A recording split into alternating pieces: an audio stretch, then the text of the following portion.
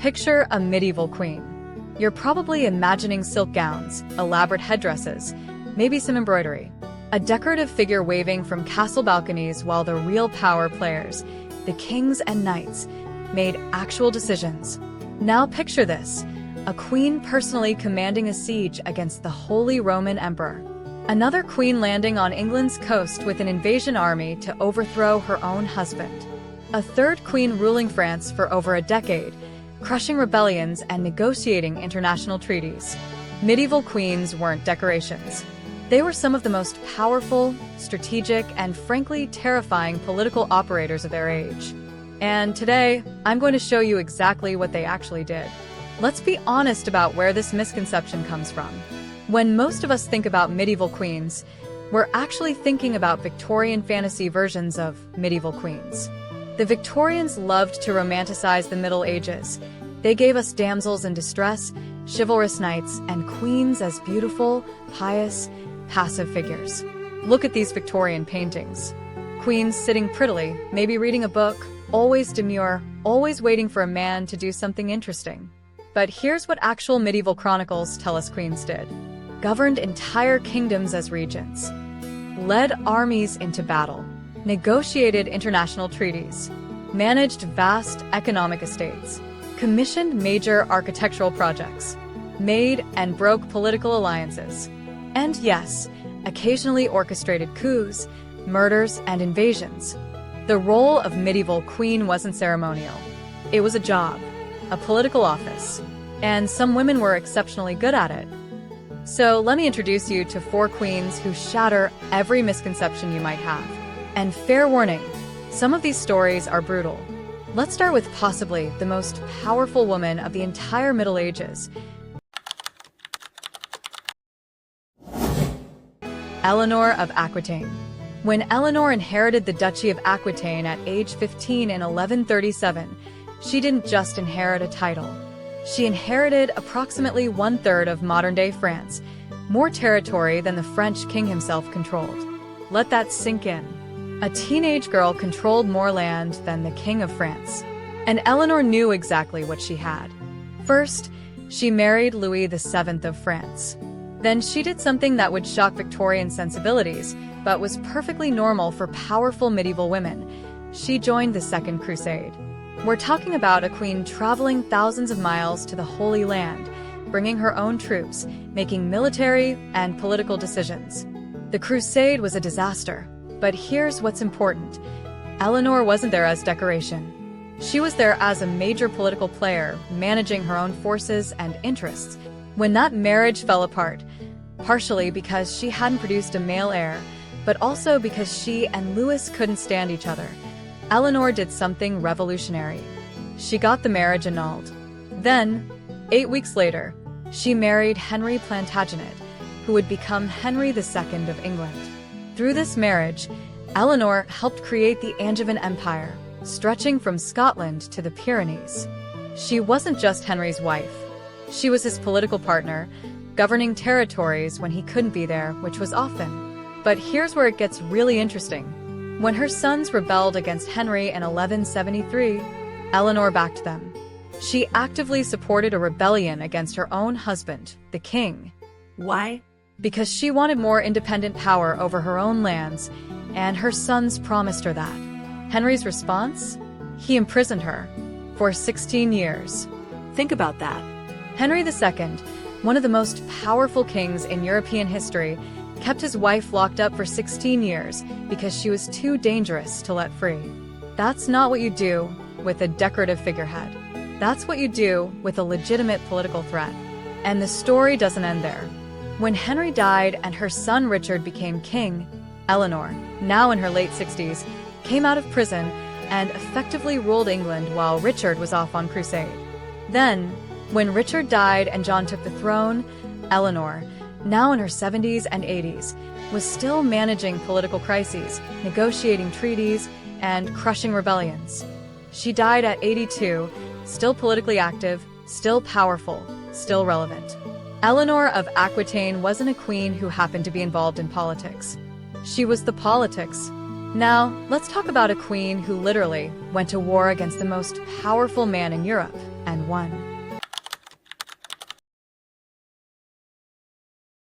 Matilda of Tuscany inherited vast territories in northern Italy in the 1070s. And when I say vast, I mean she controlled key territories that connected northern Europe to Rome. Whoever controlled these lands controlled access to the Pope. This was during the investiture controversy, basically a massive power struggle between the Pope and the Holy Roman Emperor over who got to appoint bishops. It was about power, money, and control. Matilda chose the Pope's side, and Emperor Henry IV was not happy about it. Here's what happened.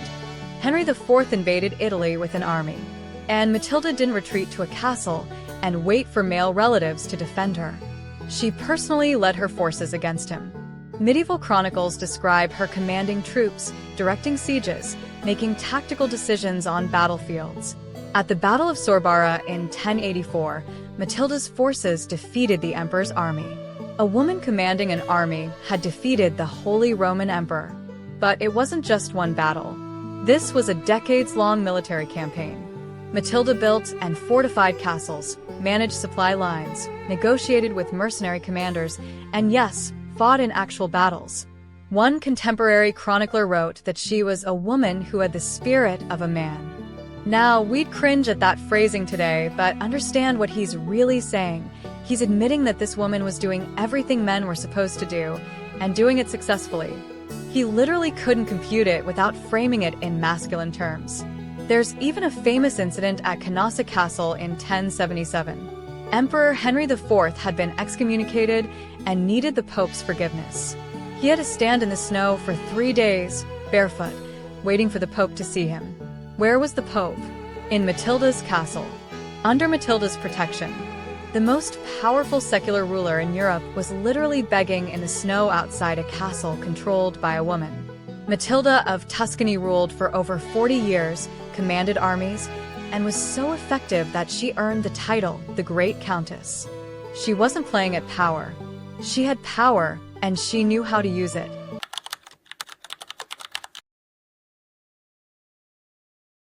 If you want to see what real political power looked like, look at Blanche of Castile, who essentially ruled France for decades. Blanche married Louis VIII of France, but he died after only 3 years on the throne in 1226, leaving their 12-year-old son Louis IX as king. Blanche became regent. Now, medieval France was a mess of competing nobles who thought a foreign-born woman regent with a child king was the perfect moment to grab power for themselves. They thought she'd be easy to manipulate or overthrow. They were catastrophically wrong. Blanche personally led royal armies against rebellious barons. She negotiated treaties, managed the kingdom's finances, and crushed opposition with a combination of military force and brilliant political maneuvering. One contemporary chronicler wrote, "The queen conducted herself so royally and with such great wisdom that it could not have been done better or more sagely by any man." But here's what makes Blanche's story even more remarkable. Even after Louis IX came of age, she continued to wield enormous influence. When Louis went on crusade in 1248, who did he leave in charge of France? His mother, Blanche. So we have a woman who governed France during her son's minority, then continued governing France during her son's absence as an adult king. That's not ceremonial power. That's actual executive authority. Blanche managed everything from military campaigns against England to internal administrative reforms. She adjudicated legal disputes, granted charters to cities, negotiated with the Pope, and basically ran a kingdom. We have hundreds of documents sealed with her seal, showing the day-to-day reality of her governance. Legal judgments, financial grants, military orders, all issued under her authority. And she was ruthlessly effective. When nobles rebelled, she crushed them. When cities needed governance, she provided it. When France needed defending, she defended it. Blanche of Castile died in 1252, having governed France on and off for over 25 years. Her son Louis IX would later become Saint Louis, one of France's most revered kings. But historians increasingly acknowledge that much of the stability and strength of his reign was built on the foundation his mother established. And now for the most dramatic story of them all. This is the story of a queen who invaded her own kingdom and overthrew her own husband. Isabella of France married Edward II of England in 1308, when she was only 12 years old. It was a diplomatic marriage meant to secure peace between England and France. But Edward II was, let's be diplomatic and say he had favorites. Particularly a nobleman named Piers Gaveston, and later Hugh Despencer. These favorites received lands, titles, and power that should have gone to the queen and other nobles. Isabella was systematically sidelined and humiliated at her own court. For years, Isabella played the dutiful wife. She had 4 children with Edward. She accompanied him on military campaigns. She fulfilled every ceremonial duty expected of a queen. But she was watching, learning, planning. In 1325, Isabella was sent to France to negotiate with her brother, the French king. Edward made a critical mistake. He let her go. Once in France, Isabella refused to return. Instead, she began building alliances. She took a lover, Roger Mortimer, an exiled English nobleman who hated Edward. Together, they began planning an invasion. In September 1326, Isabella and Mortimer landed in England with a small army. This was an armed invasion, a queen invading her own kingdom to overthrow her own husband, the king. And here's the shocking part, it worked. English nobles flocked to her banner. They'd had enough of Edward's mismanagement and his favorites' corruption. Within months, Edward's support collapsed. He fled, was captured, and was forced to abdicate. Edward was imprisoned and died in captivity in 1327 under mysterious circumstances. Some chroniclers suggest he was murdered on Isabella's orders, possibly in a particularly brutal way, though historians debate this. Isabella and Mortimer then ruled England as regents for her teenage son, Edward III, for 4 years. They governed effectively, but also ruthlessly eliminated enemies and enriched themselves considerably. This is when she earned her nickname from later chroniclers, the She-Wolf of France. Not exactly flattering, but think about what that nickname reveals. It acknowledges that she was powerful, dangerous, and effective. You don't call someone a she-wolf if they're just embroidering in a tower. The story ends badly for Isabella when her son Edward III staged his own coup in 1330, arresting Mortimer, who was executed, and removing his mother from power. Isabella lived out her remaining 28 years in comfortable but politically irrelevant retirement. But here's what matters. Isabella of France successfully overthrew a reigning king. A queen did that. Not through male relatives, not through persuasion, but through military invasion and political strategy. When medieval chroniclers called her the she-wolf, they were acknowledging, however reluctantly, that she had real, terrifying power. So how did these women wield so much power in societies we're told were completely male-dominated? The answer is that medieval queenship was an actual political office with real legal powers. Let me break down the systems that gave queens authority. Dower lands. When a queen married, she received dower lands, territories that were legally hers to govern. These gave her independent income, her own administration, and real economic power. Eleanor of Aquitaine's lands made her one of the wealthiest people in Europe. You can't ignore someone who controls that much money and territory. Regency. When kings died leaving young heirs, queens frequently became regents, which meant they had official, legal authority to govern. This wasn't ceremonial. Blanche of Castile issued laws, commanded armies, and managed international diplomacy, all under her legal authority as regent. Diplomatic roles. Queens were often from foreign kingdoms, which made them valuable diplomatic assets. They maintained relationships with their birth families, negotiated treaties, and served as intermediaries between kingdoms. This gave them real political influence. Religious patronage.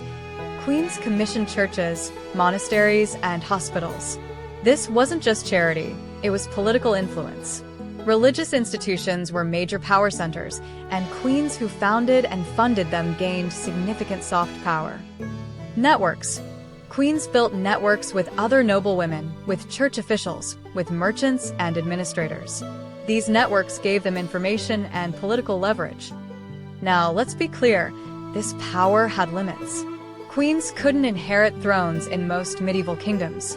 Their power was usually connected to their relationships with men, as wives, mothers, or regents.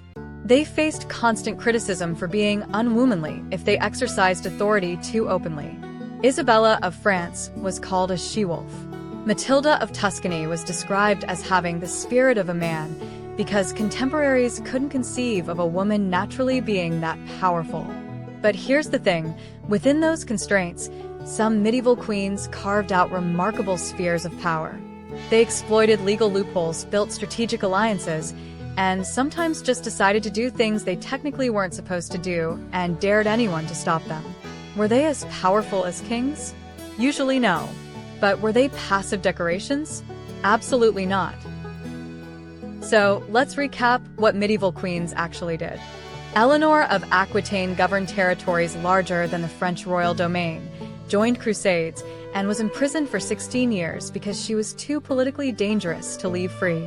Matilda of Tuscany personally commanded armies against the Holy Roman Emperor and won. Blanche of Castile crushed rebellions and governed France for decades with ruthless efficiency. Isabella of France launched an invasion, overthrew a king, and ruled England for 4 years. These weren't exceptions. We could talk about Urraca of Leon, who fought a civil war to maintain her throne. Tamar of Georgia, who led military campaigns and expanded her kingdom. Empress Matilda of England, who nearly won the English throne through military force. Margaret of Anjou, who led Lancastrian forces during the Wars of the Roses. The list goes on. The Victorian fantasy of passive, decorative medieval queens isn't just historically wrong. It obscures some of the most fascinating political stories of the Middle Ages. These were women operating in systems designed to limit their power, and many of them found ways to wield enormous influence anyway. They governed kingdoms. They commanded armies. They negotiated treaties. They crushed enemies. They built dynasties. Were their lives constrained by medieval gender norms? Absolutely. Did they face criticism and opposition that men in similar positions wouldn't face? Constantly. But within and despite those constraints, many medieval queens exercised real, substantial, sometimes terrifying political power. That's what medieval queens actually did. Which of these queens' stories surprised you most? And which medieval queen should I cover in depth in the next video? Let me know in the comments. If you learned something today, give this video a like and subscribe for more women's history that shatters misconceptions. And remember, next time someone says medieval women had no power, you can tell them about the she-wolf who invaded England, or the countess who defeated the Holy Roman Emperor. Because these women existed. They made history. And it's time we stopped forgetting them.